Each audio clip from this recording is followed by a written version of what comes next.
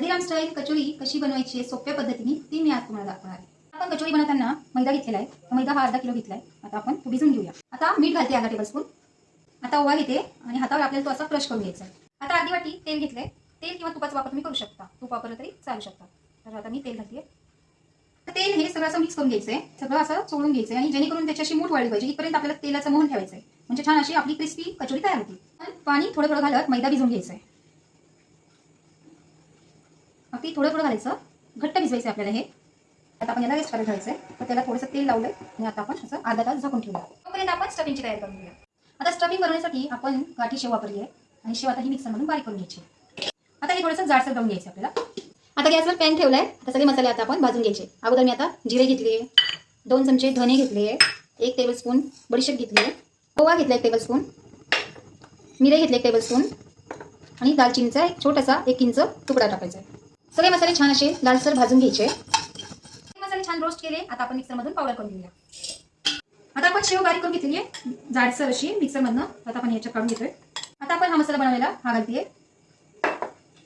तीळ घेतले 2 टेबलस्पून, ते पण छान रोस्ट करून घेतलेली आहे।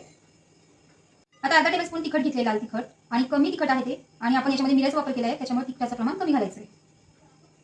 चवीनुसार मीठ घाला।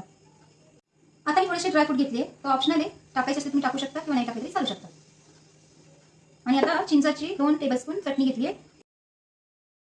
आता हे सगळं मिक्स करायचं आहे। तुम्ही पाहू शकता छान आपला मसाला मिक्स झालेला आहे आणि चिंच टाकल्यामुळे त्याला थोडासा सवलसरपणा आलेला आहे, म्हणजे आंबट गोड असं छान लागतं आहे। आता आपण त्याचे छोटे छोटे बॉल करून घेऊया। आता आपण सारांचे सगळे असे बॉल तयार करून घेतले, म्हणजे आपल्या एकसारख्या आकारात बनवता येतात। आता पेढा इतक्या साईजचा उंडा घेतलेला आहे, तुम्ही पाहू शकता। आता आपण लाटून घेऊ। थोडंसं असं जाडसर लाटायचं आहे, अशी पारी तयार करून घ्यायची। इतकी थिकनेस ठेवा, त्याला छान पूड येतात म्हणजे। आणि आता हा बॉल याच्यामध्ये ठेवायचा आहे आणि असं फोल्ड करायचं आहे। आपण जसं मोदक बनवतो त्या टाईपमध्ये आपण असं पॅक करायचं आहे आणि हे जे आहे असं इथं फोल्ड करायचं आहे। आता तुम्ही पाहू शकता सगळ्या कचोऱ्या छान आपण भरून घेतलेल्या आहे। आता आपण याला डीप फ्राय करूया। कढईत तेल घातले, छान आपण असं तापून घेतले ते। आता एकदम मीडियम गॅस करा, जास्त फ्लेम जास्त ठेवू नका। आणि आता आपण त्याच्यात कचोरी घालते, कारण आतपर्यंत पूर्ण अशी छान क्रिस्पी होईपर्यंत आपल्याला तळायची आहे, म्हणजे आत कच्ची राहत नाही। तर गॅस मीडियम ठेवा। तुम्ही पाहू शकता मस्त आपले कचोरी गोल्डन ब्राऊन होईपर्यंत आपण तळून घेतली आहे। आता आपण काढून घेऊया। तुम्ही आवाजावरून ओळखू शकता की मस्त क्रिस्पी खुसखुशीत आपली कचोरी तयार आहे। तर तुम्ही पाहू शकताय, मी तुम्हाला एक फोडून दाखवते। हल्दीराम स्टाईल अगदी तशीच आपली क्वालिटी जमलेली आहे कचोरीची।